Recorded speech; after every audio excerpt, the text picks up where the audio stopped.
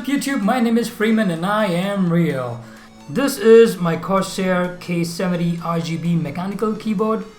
It comes with CherryMX red switches, the speed ones. So this is a keycap puller. We are going to pull this keycap right off. So as you can see, this is a standard cherry stem for the keycap with the cross sign, and this is the actual CherryMX switch, the mechanical switch. So what we have today is a unique product. Alright, so this is the HyperX double shot PBT keycaps. This is a full 104 keycap set. This got pretty beat up in the transit, so let's open that. So this is the HyperX welcome note. Welcome to the HyperX family. Alright, so this is the complete layout of your keyboard.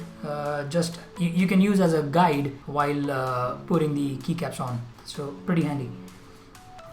Alright, so these are the actual keycaps. They have also included a keycap puller.